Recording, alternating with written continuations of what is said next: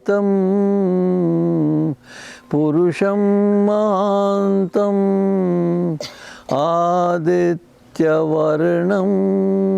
తమసా పరస్తాత్ తమేవ విదిత్వా అతిమృత్యుమేతి నాన్యః పంథా విద్యతే యనాయ. ఓం శాంతి శాంతి శాంతి. బంధువులారా, మాతృశక్తి మనమందరము భగవంతుని కృప వలన సుఖంగా జీవితాన్ని గడుపుతున్నాం. నేను చాలామందిని అడిగిన, ప్రపంచంలో మీకు ఎంతమందితో సంబంధం ఉన్నది? 500 మందితో, 1000 మందితో, 10,000. దాంట్లో ఎటువంటి దోషము, మోసము, లోపము లేని వాళ్ళు కనిపించినారా? ఒక్కరు కనిపించలే. అంటే ఇప్పుడు దాదాపు 816 కోట్ల మంది ఉన్నారు. దాదాపు అందరే ఉన్నారు, అట్లే ఉన్నారు. దాదాపు అందరు అట్లే ఉన్నారు. ఒక్కరు కూడా దోషాలు లేనివారు, లోపాలు లేనివారు, మోసం చేయనివారు లేరు. అంటే సమస్త మానవులలో దోషాలు నేను తెలిసిపోయింది. ఎక్కడికి వెళ్ళి దోషాలు నేర్చుకున్నారు వాళ్ళు? జన్మించినప్పటి నుండి తల్లిలో ఉండే దోషాలు వాళ్ళు తల్లి దగ్గరనే ఉన్నారు. 2 ఏళ్ళ వరకు ఎక్కడ పోలేదు, 3 ఏళ్ళ వరకు ఎక్కడ పోలేదు. అయితే మరి తల్లి అటువంటి దోషాలు లేకుండా చెప్పాలి, నేర్పాలి. చాలా పెద్ద విద్య. ఇక్కడ నుంచి మనిషి జీవితం ప్రారంభమవుతుంది. మనుష్యుని జీవితము తల్లి నుండే కాదు. మొట్టమొదలు జీవాత్మ తన్ని కడుపులో ప్రవేశిస్తుంది. ఆ తన్ని కడుపులో ప్రవేశించినప్పుడు ఆ జీవాత్మలో సగం శరీరంతో కలిసి జ్ఞానము, అజ్ఞానము, సుసంస్కారాలు, కుసంస్కారాలు, సద్గుణాలు, దుర్గుణాలు ఉంటాయి. ఇవన్నీ నిద్రావస్థలో ఉంటాయి. వీటిని తండ్రి ఏ విధంగా ప్రయత్నిస్తే ఆ విధంగా జాగ్రత్త. తండ్రి అన్యాయం చేస్తే అన్యాయం జాగ్రత్తమవుతుంది. సత్యం మాట్లాడితే సత్యం జాగ్రత్త. అయితే తండ్రి సమస్త జీవితంలో జ్ఞానాన్ని పెంచేటట్టుగా, సుసంస్కారాన్ని పెంచేటట్టుగా, సద్గుణాలు పెంచేటట్టు ప్రయత్నం చేయాలి. తను ఆచరించాలి, ప్రయత్నం చేయాలి. ఇక్కడ నుంచి ప్రారంభమవుతుంది జీవితం. తండ్రి తన సంతానాన్ని ఉత్కృష్టం చేయాలి కాబట్టి అతడు తన జీవితాన్ని అంకితం చేయాలి దానికి. మిగతా ఇంకేం పని, అదే పని కావాలి. ఆ తర్వాత తండ్రి కడుపు నుండి తల్లి కడుపులో ప్రవేశిస్తాడు జీవాత్మ. ఇంతవరకు తండ్రి నుండి నేర్చుకున్న వాటితో పాటు తల్లిలో ఉండే జ్ఞానము, అజ్ఞానము, సుసంస్కారాలు, కుసంస్కారాలు, సద్గుణాలు, దుర్గుణాలు ఉంటాయి. తల్లి కూడా ఆ విధంగా శిశువును ప్రభావితం చేస్తుంది. అయితే అప్పుడు ఏమేం చేయాలంటే తన జీవితంలో అవిద్య, కుసంస్కారాలు, దుర్గుణాలు ఉండకుండా తన జీవితాన్ని నిర్మించాలి. ఇక్కడ నుంచి ప్రారంభమవుతుంది. తల్లిలో ఏ దోషాలున్నా ఆ దోషాలు శిశువులో సంక్రమిస్తాయి. దాన్ని ఎవరు ఆపలేరు. ఆమె ప్రపంచాన్ని శుద్ధమైన మనుషులుగా మార్చడానికి తన సంతానం కూడా అట్లే ఉంటుందని తెలియాలి. ఆమె ఇప్పుడు తల్లి గర్భంలో ఉన్నప్పుడు నేర్చుకున్న వాటిని మళ్ళీ జాగ్రత్తం చేస్తుంది. దోషాలు ఉంటే వాటిని దూరం చేయడానికి రాత్రి మూడు ప్రయత్నం చేయాలి. ఆమె ఏ విధంగా ఆ శిశువును స్పందింపజేస్తే శిశువు ఆ విధంగా స్పందిస్తాడు. ఆమె ఏ విధంగా ఆచరిస్తే దాన్ని నేర్చుకుంటాడు. సంబంధాలు ఉంటాయి. ఇదేమిటిది? దూరభాష. దూరభాషలు ఇద్దరు మాట్లాడుకుంటారా? అదేవిధంగా తల్లి శిశువు మాట్లాడుకుంటారు, మనకు తెలియదు కూడా. అయితే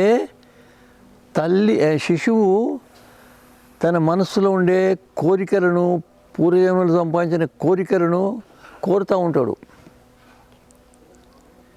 ఆ భావాలే తల్లి మనసులో ప్రవేశిస్తాయి. తల్లి ఆ విధంగా స్పందించి ఆమె అనేక రకాలుగా కోరికలు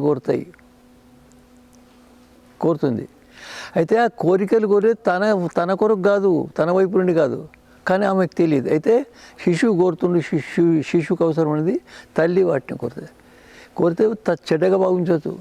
నీకు ఉప్పు కావాలంటావు, కారం కావాలంటావు, పులుపులు కావాలంటే ఏం దీనికి కాదు, ఆమెకు కాదు అది. ఆ అంశాలు కనుక తల్లి పూర్తి చేయకపోతే శిశువు శరీరంలో అవన్నీ వస్తాయి, సంక్రమిస్తాయి, కొరతలు వస్తాయి.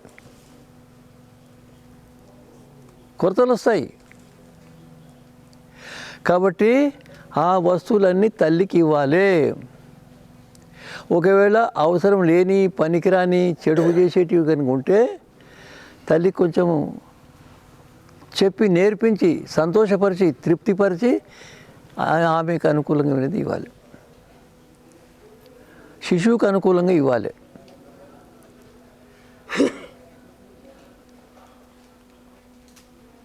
శిశువు అదే విధంగా ప్రభావితులవుతాడు. ఇది ఇంకోటి ఏంటంటే, తల్లి గర్భావస్థలో రాగానే నలుగురు స్త్రీలు కనీసము ఆమె దగ్గర ఉండాలి. ఎవరంటే ఈ విద్యలో ప్రవేశించి నైపుణ్యం సంపాదించిన వాళ్ళు గర్భిణికి తల్లులుగా, అక్కలుగా, సేవకులుగా, జీతగాండ్లుగా పనిచేయాలి. ఆమె వాళ్ళలో ఏమైనా లోపాలు, దోషాలు ఉంటే తప్పు పట్టొద్దు. వాళ్ళందరినీ తల్లిగా భావించాలి, అక్కగా భావించాలి. నాకు సహకరించడానికి వాళ్ళు వచ్చినని వాళ్ళని గౌరవించాలి, వాళ్ళని అనుకూలంగా చేసుకోవాలి. కోప్పడ్డా కూడా సహించాలి. ఒకవేళ గర్భిణి కోప్పడితే, చింత చేస్తే దాన్ని లేకుండా వాళ్ళు చేయాలి. వాళ్ళందరూ కలిసి ఈ గర్భవతిని కూతురుగా భావించి వ్యవహారం చేయాలి. వ్యాపారం కొరకు కాదు, డబ్బుల కొరకు కాదు. వారు కూడా ఉత్కృష్టమైన మానవులు నిర్మించడానికి గురువులుగా, సహాయక గురువులుగా ఉన్నారు. వారందరూ గురువులే ఒక విధంగా. అయితే వారు ఆమెకు శారీరకంగా ఏమి ఇబ్బంది లేకుండా సహకరించాలి, అనేక విధాల విషయాలు నేర్పించాలి, ఉత్సాహపరచాలి. అనేక మంది మహాపురుషుల ఘట్టాలు చెప్పి ప్రేరితం చేయాలి.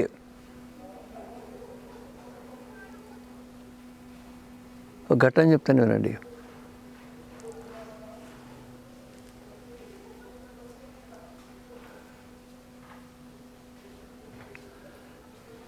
సర్దార్ పటేల్ మనకు తెలిసిన వ్యక్తి. అయితే ఆయన దేశానికి సేవ చేసిన వ్యక్తుల పక్షం నుండి న్యాయవాదిగా పనిచేస్తున్నారు. చేస్తుంటే అకస్మాత్తుగా ఎవరు వచ్చి ఒక కాగితం ఇచ్చినారు, జేబులో పెట్టుకున్నాడు. తర్వాత కొంతమంది అడిగారు, ఆ కాగితం ఏమిటిదంటే, నా భార్య చనిపోయింది, మీరు రావాలని దాంట్లో రాసి ఉన్నది, మరి మీరు పోలేదంటే, నేను నా దేశానికి సేవ చేసిన వ్యక్తుల వైపు నుండి న్యాయంలో ఉన్నా కాబట్టి నేను నా భార్య మళ్ళీ రాదు, ఆమెతో మాట్లాడలేను, పోయి లాభం లేదని నేను చేస్తున్నాను. ఈ ఘట్టాలు చెప్తే వాళ్ళకి ఏమైందంటే, అటువంటి మహాపురుషులు కాబట్టి అట్లా ఉంటారు. ఆ విధంగా అనేక రకాల మహాపురుషుల అనేక రకాలుగా ఘట్టాలు, అద్భుతమైన ఘట్టాలని వాటి చెప్పి ఆమెను ప్రేరేపించాలి, ఆమెకు మార్గదర్శనం చేయాలి. ఒక నిమిషం కూడా ఆమెను ఒట్టిగా ఉంచకూడదు. ఒకసారి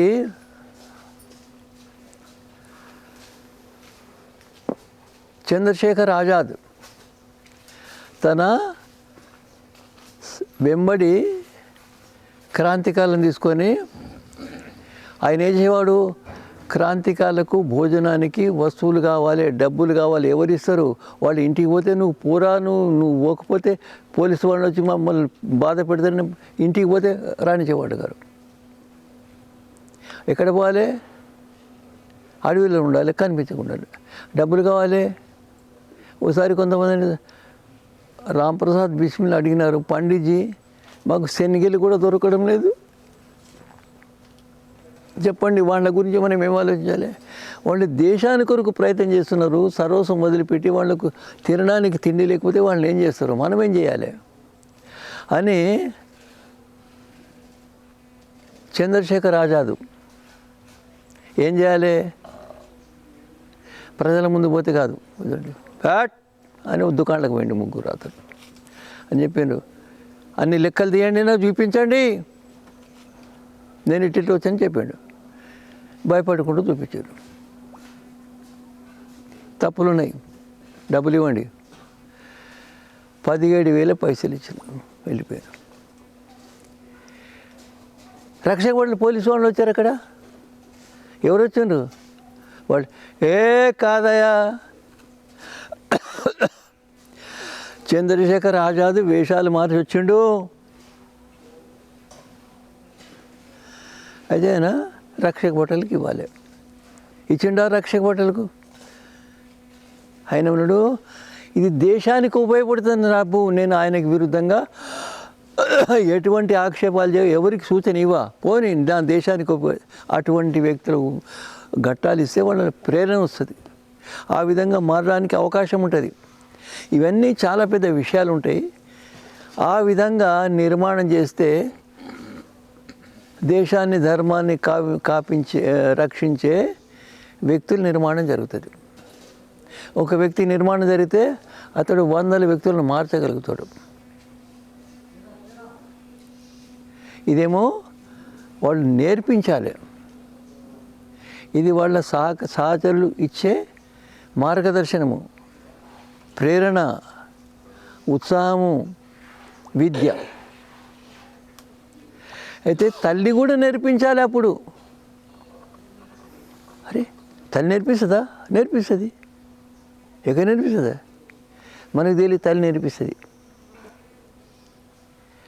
తల్లి నేర్పిస్తుంది ఎవరికి? తన గర్భంలోని శిశువుకు నేర్పిస్తుంది. ఏం నేర్పిస్తుంది ఆమెకి తెలుసు. ఇప్పుడు ఏమి నేర్పిస్తుంది అందరికీ తెలుసు. ఏం నేర్పించాలి?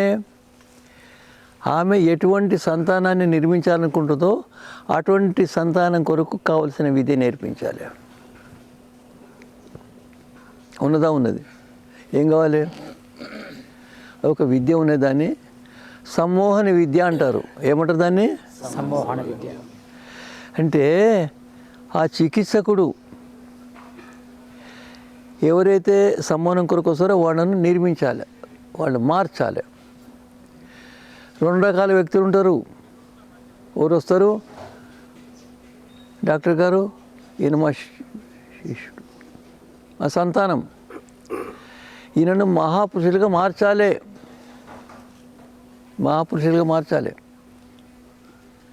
వెళ్ళిపోతారు. ఆ తర్వాత ఆ చికిత్సకుడు డాక్టరు ఆయనను మెల్లమెల్లగా మచ్చిక చేసుకుంటాడు, అనుకూలంగా మార్చేస్తాడు, విశ్వాసం ఉత్పన్నం చేస్తాడు. ఓసారి కూర్చుని పెట్టి మాట్లాడతాడు, నువ్వు మహాపురుషుడు, ఇంకా ఉన్నతి సాధించగలుగుతావు, నువ్వు సాధించాలి.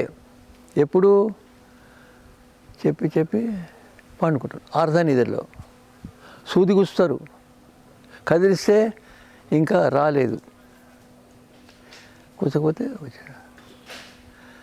ఇట్లా ఎర్ర మిరపకాయ పొడి చేసి ఇస్తారు, తిను, ఇది చాలా తీయగా ఉన్నది అంటాడు. నమ్ములుతాడు, ఎట్లున్నది? తీయగున్నది అంటాడు. ఆయన భావాలతో ఏకీభూమి. అప్పుడక్కడే విద్య ప్రారంభమవుతుంది. నువ్వు మహాపురుషుడు అవుతావు, వేదాలు చదువుకున్నావు, ఇప్పుడు కూడా చదువుకుంటావు, అందరినీ ప్రేమిస్తావు, దుర్గుణాలను దూరం చేసుకుంటావు అని ఆయన అనేక రకాలుగా ఆయనను ఉన్నత స్థాయికి చేర్చడానికి ప్రయత్నిస్తాడు. అట్లా కొన్నిసార్లు చేసేసి అతనిలో ఉత్కృష్టమైన గుణాలు వస్తాయి, ప్రవేశిస్తాయి. ఆ వ్యక్తి ఉత్కృష్టంగా మారడానికి అవకాశం ఉంటుంది. ఇట్లా ప్రతి వ్యక్తిని మహాపురుషుడిగా చేయడానికి ఆ ప్రశిక్షణ, సమ్మోహన విద్య, చికిత్సకుడు సహకరిస్తారు. ఇప్పుడు ఇక్కడ ఎవరు? తల్లి సమ్మోహన చికిత్సకుడు, శిశువు శ్రోత, నిర్మాణం కొరకు సిద్ధమైన సాధకుడు. ఆ విధంగా తల్లి నేర్పించారు. ఎవరు వస్తారు?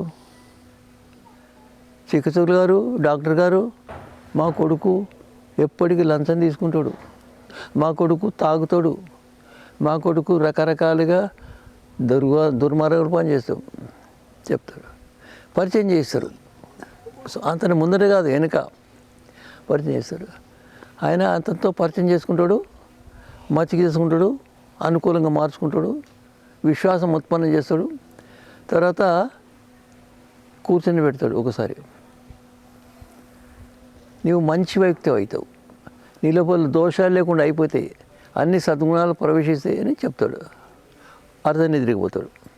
సూది గుచ్చితే అర్ధనిద్రలో ఉంటే తెలియదు. అదేవిధంగా ఇస్తాడు.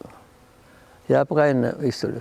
ఇది ఖజర పండు తిను, తీయగున్నది నవ్వుతాడు. ఎట్లా తీయగున్నది అంటే ఏకీభవించండి.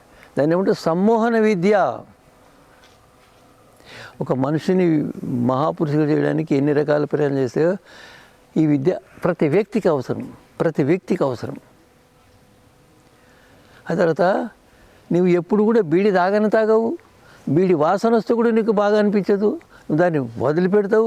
బీడి తాగుతుంటే తాగొద్దా అంటావు, దాన్ని నష్టం అంటావు. ఆ విధంగా అనేక విధాలు చేసేసి అతను నేర్పిస్తాడు. అతడు బీడి తాగడం ఆపేస్తాడు, లంచం. ఈ విధంగా ఏ ఏ దోషాలు తల్లిదండ్రులు చెప్తారో వాటిని దూరం చేస్తాడు. ఏమంటారు? సమ్మోహన చికిత్సకుడు. ఇప్పుడు తల్లి సమ్మోహన చికిత్సకుడు, శిశువు సమ్మోహితుడు. అయితే ఆ విధంగా చాలాసార్లు ఆ విధంగా తల్లి తన జీవితంలో సమ్మితం చేసి తన శిశువును ఉత్కృష్టంగా మార్చడానికి ప్రయత్నం చేయాలి. ఆమెకి విద్య రావాలి. మరి విద్యరాని స్త్రీలు ఉంటే వాళ్ళకు కూడా చేస్తా. ఎట్లా చేస్తా? ఉంటారు కదా విద్యరాని స్త్రీలు, చదువురాని స్త్రీలు, అక్షరం కూడా రాదు. అయితే వాళ్ళను కూడా మనం ప్రధానమంత్రి చేయవచ్చునా?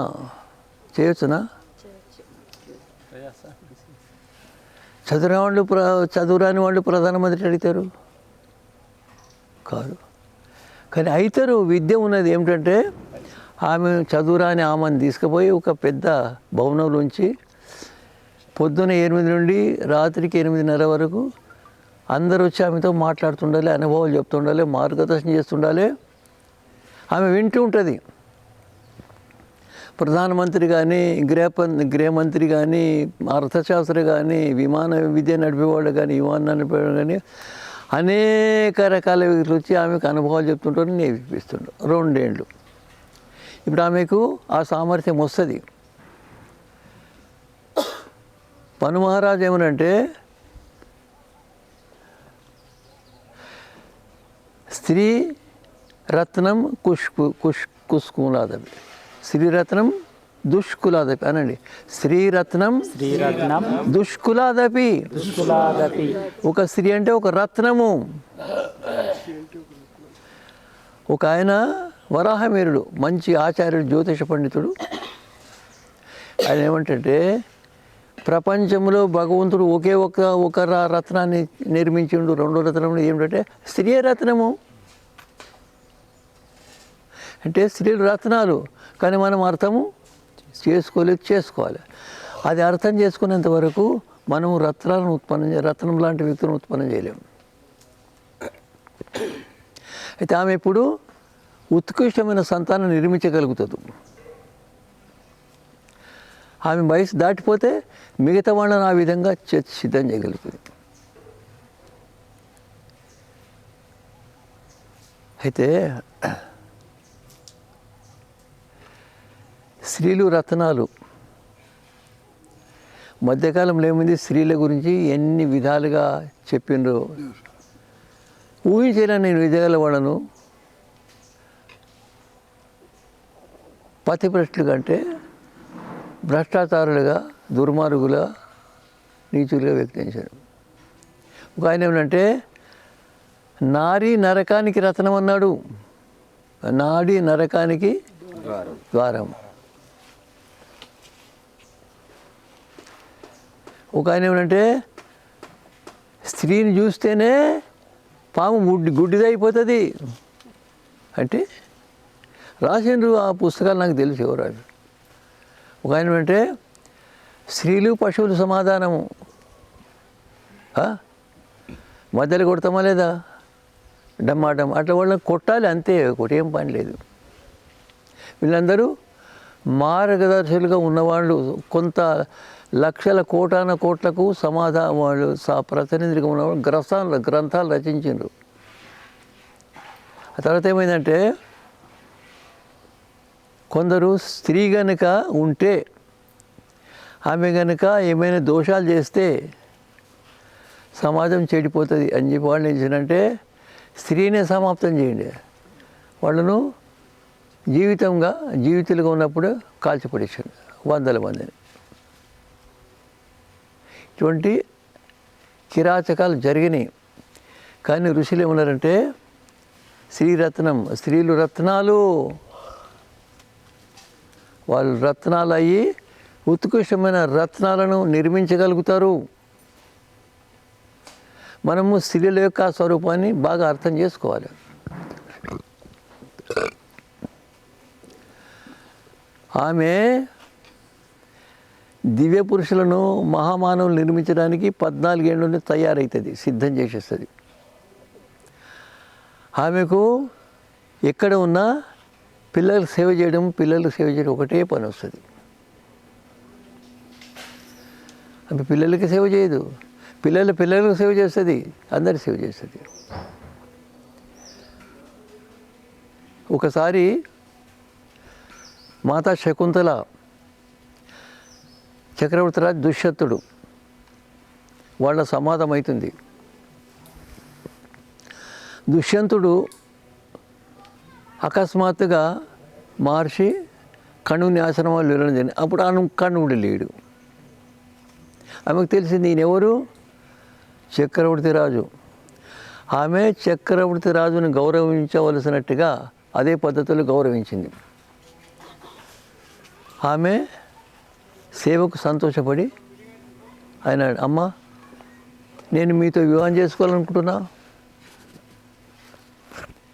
ఏమనాలి ఆమె, చక్రవర్తి రాజు భార్యనైతే చాలా లేదు ఏంటంటే మీ ద్వారా నా గర్భం నుండి ఉత్పన్నమయ్యే సంతానం మీ రాజు తర్వాత ఆయన రాజు కావాలి. సిద్ధమేనా? సిద్ధమే. చలో వెళ్ళిపోయాడు. పిల్లవాడు జన్మించిండు, 5-6 ఏళ్ళ వాడు. మహర్షి కనుమ చెప్పిన అమ్మాయికి నువ్వు అత్తగారింటికి వెళ్ళిపోమన్నాడు. పోయింది. ఎవరు అంటే నేను మీ భార్యను, మీ కొడుకు. నాకు భార్య లేదు, కొడుకు లేదు. గంటల తరబడి వార్తాలాపన జరిగింది. నేను కాదు, సరే నేను వెళ్ళిపోతా, మీ కొడుకును ఉంచుకోండి, నాకు కొడుకు లేడు, భార్య లేదు. ఏమనాలి అప్పుడు? ఆమె చిన్న వ్యక్తి కాదు, రాజమాత. రాజన్, మీరు భగవంతుడు ఉన్నాడు అనుకొని మాట్లాడండి, భగవంతుని పక్కకు పెట్టి మాట్లాడకండి. అర్థమైందా? ఒక విషయం చెప్తున్నాను, వినండి. భార్యకు ఆరోగ్యం చెడిపోతుంది, భర్తకు ఆరోగ్యం చెడిపోతుంది. మందులు ఉంటాయా? భర్త ఆరోగ్యం సరి చేయడానికి మందులు ఉంటాయి, వైద్యులకు తెలుసు. ఏమేమి మందులు ఉంటాయి? అనేక రకాల మందులు ఉంటాయి. అవి ఏమన్నదంటే అన్నిటికంటే పెద్ద మందు భార్య. అర్థమైందా? మనం స్త్రీల గురించి ఏం తెలుసుకోలే. భార్య ఉంటే ఆయన ఆరోగ్యం ఎంత బాగా అవుతుందో, భార్య లేకుంటే ఎంతమంది ఉన్నా కాదు అది. కాబట్టి మీరు ఆలోచించి మాట్లాడండి. నేను దేన్ని ఒప్పుకోను, సభ సరే మీరు ఒప్పుకోకండి, కానీ మీ సాయం లేకుండగా, మీ సాయంతో కాదు, మీ సాయం లేకుండగా ఈ పిల్లవాడు సమస్త ప్రపంచ రాజ్యాన్ని ఏలగలుగుతాడు అని చెప్పాడు. ఏమన్నాడు? పిల్లవాడు సమస్త ప్రపంచాన్ని మీ సాయం లేకుండా గెలుగుతాడు, అర్థం చేసుకుంటున్నాడు. అప్పుడు సభలో ఉన్నోళ్ళు, రాజన్ ఆయన మీ భార్యనే కావాలి, మీ భార్యగా ఎవరు కారు అంటే సభలందరూ ఒప్పుకున్నాయి. ఆయన ఎందుకన్నా తెలియదు, కానీ ఇప్పుడు ఆయన ఏకాంతంగా జరిగినట్టే ఒప్పుకోకపోవచ్చు. అయితే ఇప్పుడైతే అందరూ తీసుకున్నాడు. ఆయన ఎవరు? దుష్యంతుడు చక్రవర్తి రాజు. పిల్లవాడు ఎవరు? అతని సంతానం. అయితే ఆ విధంగా సంతాన నిర్మాణం అవుతుంది, తల్లి ద్వారా అవుతుంది. తల్లిలో అటువంటి భావాలు అటువంటి నేను వాళ్ళు చెప్పాలి, అమ్మాయి నువ్వు గర్భవతి, నువ్వు ప్రపంచాన్ని ఉద్ధరించగలిగే సంతానానికి తల్లివి, సమస్త ప్రపంచాన్ని ఉద్ధరించగలిగే సంతానానికి గురువు. ఆ విధంగా ఆమెను పై స్థాయికి చేర్చాలి. అప్పుడు ఆమె ఆ స్థాయిలో ఉంటుంది. అయిపోయింది. అర్థమైందా? శిశు జన్మిస్తాడు. జన్మించగానే ఏం కావాలి? శిశువు జన్మించినప్పటి నుండి 5 ఏళ్ళు పూర్తయ్యే వరకు 20,000 గంటలు మేలుకుంటాడు. కనీసం 20,000 గంటలు. అప్పుడు 20,000 గంటలు ఏం నేర్పించింది తల్లి? ఏం నేర్పిస్తుంది? శిశు జన్మించింది 5 నెలల వరకు పక్క మీద పండుకుంటాడు, కదలడు, లేవడు, కూర్చోడు. అక్కడ విద్య ఉంటుంది ఆమె.